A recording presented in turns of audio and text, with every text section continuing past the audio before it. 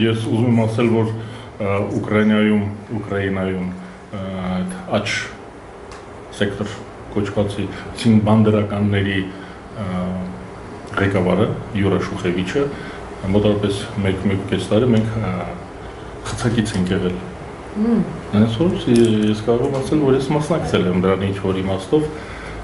որովհետև Արևմտյան Ուկրաինայի շարժման գաղափարախոսը Շուխևիչ Յուրան է, այսինքն Ռոման Շուխևիչի որդին։ Ուրեմն տեղից սկսենք։ Ես ենթադրում եմ, որ Ուկրաինայում վատ ինչ որ մենք կարող էինք քաղաքացիական կռիվը չեղավ, նշանակում է մենք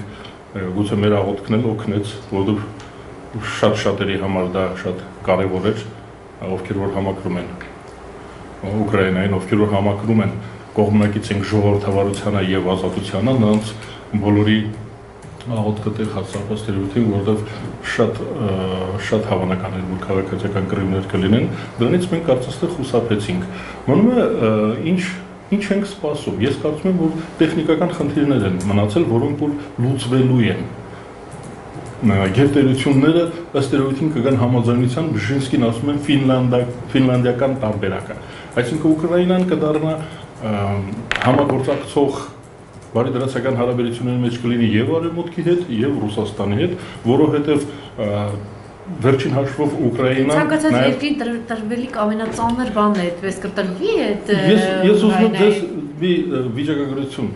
հայտնեմ, եթե չգիտեք, կա հիմա մամուլում դրա մասին շատ են խոսում, 20-րդ դարում Սովետական միությունը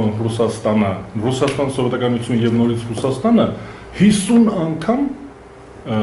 ագրեսոր է եղել, հարձակվել է որևէ պետության վրա, իսկ 50 անգամ, նշանակում է մի տարի հանգստացել, մյուս տարին պատերազմ սկսել, Սովետական միությունը, Ռուսական իմպերիան, մինչև հեղափոխությունը, մինչև առաջին համաշխարհային պատերազմը, դրանից հետո մինչև երկրորդ համաշխարհային պատերազմը եւ առ այսօր 50 այս մի քանի տարիներ մտցնենք 50 անգամ նախաձեռնողն է եղել պատերազմների իրեն մինչև երկրորդ համաշխարհային պատերազմը միայն Գերմանիան էր, որ ավելի շատ էր հարձակվել որևէ երկրի վրա։ Ուզում եմ ասել, որ լինել Ռուսաստանի հարևանը եւ նրա հետ ունենալ բարիդրացիական հարաբերություններ, դա արդեն հաջողություն է։ Ես Ֆինլանդիայի օրինակը բերեցի, որ եթե այն լինի ինչ որ եղավ երկրորդ համաշխարհային պատերազմից հետո այն կարգավիճակը, որ ուներ Ֆինլանդիան, համագործակցության իմաստով համագործակցում էր նա Արևմուտքի հետ, չմտավ որևէ ռազմական դաշինքի մեջ եւ նաեւ Ռուսաստանի հետ լավ տնտեսական եւ մշակութային հարաբերությունների մեջ է։ Ես կարծում եմ, որ Ուկրաինային դա է սպասում եւ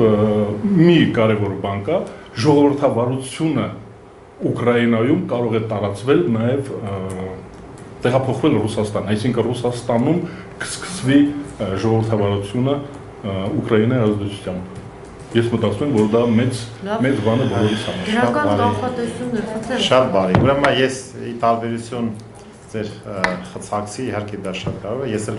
մի բան ասեմ, հետ չմնամ, ուրեմն ես քանի որ հանդիսանում եմ խորհրդարանական Սևծովյան տնտեսական համագործակցության պատվիրակության անդամ, այսօրվա Ուկրաինայի ներքին գործերի նախարարի պաշտոնակատարը Արսեն Ավակովը իմ լավ բարեկամն է, որ ինքը նաև ուկրաինական խորհրդարանի այդ պատվիրակության անդամն է, բազմիցս մենք հանդիպել ենք, զրուցել ենք եւ այլն,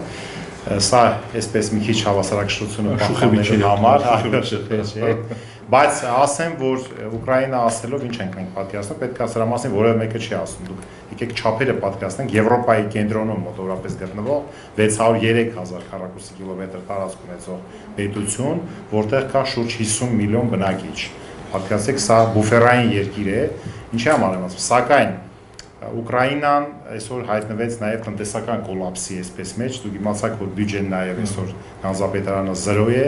ուկրաինական խոշորագույն ձեռնարկությունների արտոնաբերությունը Ուկրաինայի գտնվում են հարավ-արևելյան հատվածում, Դնեպրոպետրովսկ, Դոնեցկ, Խարկով, սրանք արտոնաբերությունն է, որտեղ որ ռուսալեզու բնակչությունն է ապրում եւ ամբողջ արտոնաբերությունը միտված է դեպի ռուսական պատվերները, այսինքն վագոնաշինություն, ավիացիոն արտոնաբերություն, ուրեմն նավաշինություն, ուրեմն այստեղ կա մետալուրգիական խոշոր ձեռնարկություններ, սկսած Նովոլիպեցկից եւ այլն, մինչեւ Դոնբաս, այս բոլորը ռուսական շուկաները սպասարկող խոշորագույն ձեռնարկություններ են եւ Ռուսաստանը միշտ էլ ունի լծակներ տնտեսական սանկցիաներ կիրառելու քաղաքականության վրա ազդելու։ Սակայն այսօրվա դեպքերը, երեկվա դեպքերը Ուկրաինա ես հակված եմ, որ տեղի ունեցան այն պատճառով, որ Ուկրաինան չկարողացավ ընտրություն կատարել։ Երկար ժամանակ Ուկրաինան, այսինքն ուկրաինական իշխանությունները չկարողացան ընտրություն կատարել, ոչ ընտրեցին Եվրոպա, ոչ Ռուսաստան, ոչ Մաքսային միություն եւ երկուստեք փորձելով օգտվել երկուսի դեպից չի լինում։ Այդ առումով չէին կատարում հենց